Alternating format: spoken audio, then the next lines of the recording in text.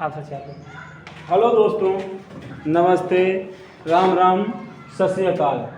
स्वागत है आपका अपने यूट्यूब चैनल आर्यल संस्कृत क्लासेज में। तो आज हम आपके लिए लेके आए हैं अर्थालंकार। कौन सा अलंकार? अर्थालंकार। अर्थालंकार। अर्थालंकार जहां पर काव्य में किसके माध्यम से, अर्थ के माध्यम से शोभा बढ़ती है, उसे अर्थालंकार कहते हैं। क्योंकि काव्य को सजाने के लिए जिन चीज़ों का हम प्रयोग करते हैं वही अलंकार होता है। काव्य को सजाने के लिए जिन चीज़ों का प्रयोग करते हैं, जैसे कहीं वर्ण के द्वारा सजा, कहीं शब्द के द्वारा सजा, कहीं अर्थ के द्वारा सजा, तो वो अर्थालंकार है जहाँ पर अर्थ के माध्यम से सजता है। तो इसके भाग है नंबर 1 उपमा अलंकार। कौन सा? उपमा अलंकार। और उपमा अलंकार, तो उपमा का मतलब क्या होता है? उपमा का मतलब होता है समानता। क्या होता है? समानता। जहां पर एक वस्तु की दूसरी वस्तु से समानता या बराबरी की जाए, है ना? तो इसकी पहचान क्या होती है? इसमें सी, सम, से, सरिस, इव आदि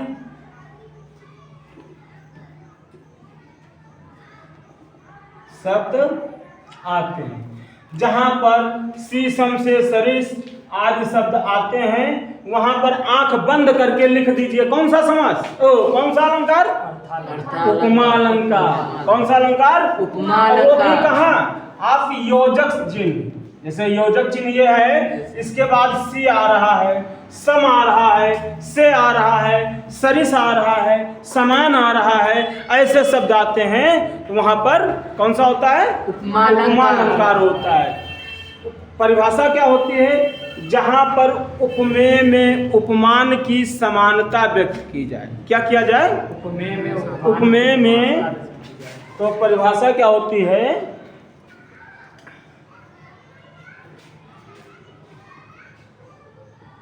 जहां पर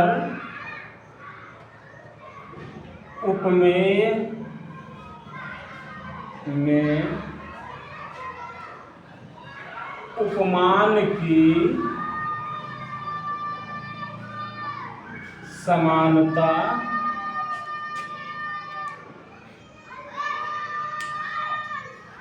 व्यक्त की जाए, वहां पर उपमा अलंकार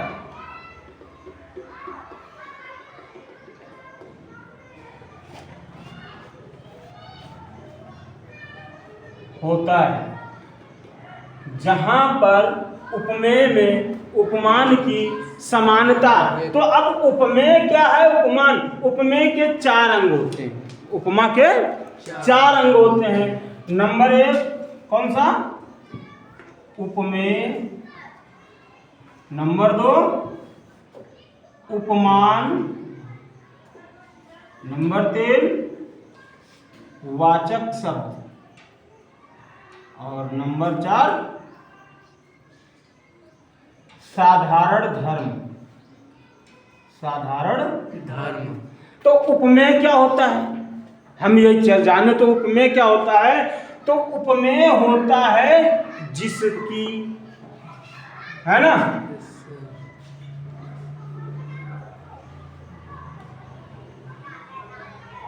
उपमान जिससे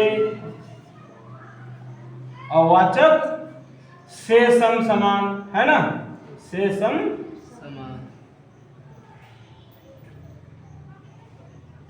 समान।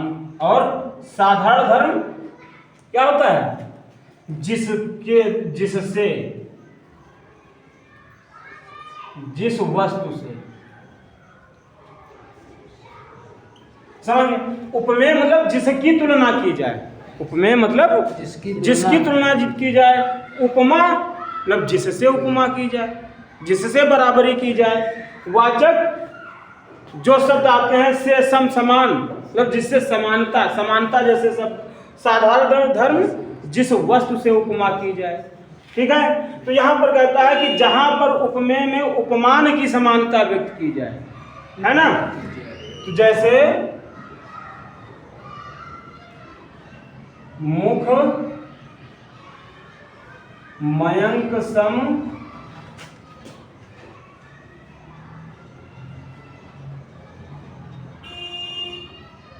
मंजू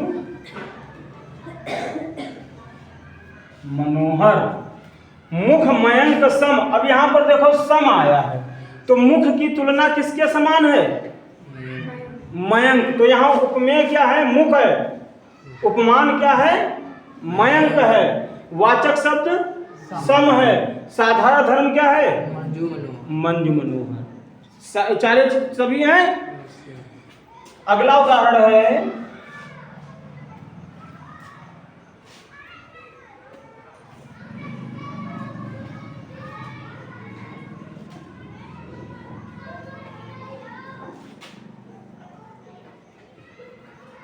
पीपर पात सरिसमन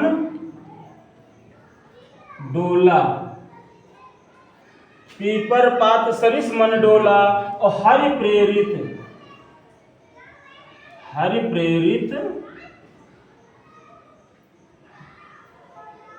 लक्ष्मण मन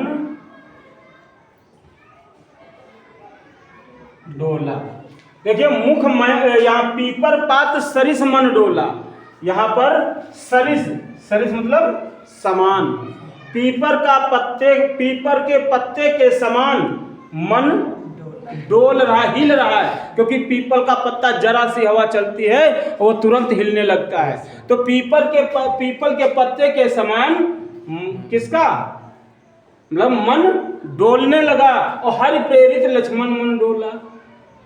तो हरि मतलब भगवान श्री राम के द्वारा जब प्रेरणा पा गए तो लक्ष्मण का भी मन डोलने लगा। तो यहाँ पर जहां पर से सम सी सरिस यू समान ऐसे शब्द आ जाए तुरंत लिख दीजिए उपमा अलंकार। कौन सा अलंकार? उपमा अलंकार। उपमा अलंकार। उपमा, रूपक, उत्प्रेक्षा, तीन अलंकार बिल्कुल एक सेम टू सेम, बस जरा सा अंतर, मामूली सा अंतर है। अब उपमा जहां समानता व्यक्त की जाए, रूपक क्या कहता है कि भेद रहित आरोप हो। जैसे यहां पर आ गया कि सम, और जहां पर सम ना हो, मुख मयंक, बिल्कुल मुख हो चाहे मयंक हो, दोनों एक है। चरण कमल, चरण कहो चाहे कमल कहो, है ना, दोनों एक ही हैं। तो जहां ऊपर उपमेय में उपमान की समानता व्यक्त की जाए वहां पर उपमा अलंकार होता है। जैसे मुख मयंक सम मंजू मनोहर, तो यहाँ पर मुख की तुलना किससे की गई? चंद्रमा से। मुख की तुलना किससे है? चंद्रमा से, अर्थात यहाँ पर उपमा अलंकार है। वीडियो पसंद आए लाइक कीजिए, शेयर कीजिए, चैनल को सब्सक्राइब कीजिए तथा बेल आइकन को दबाना ना भूलें।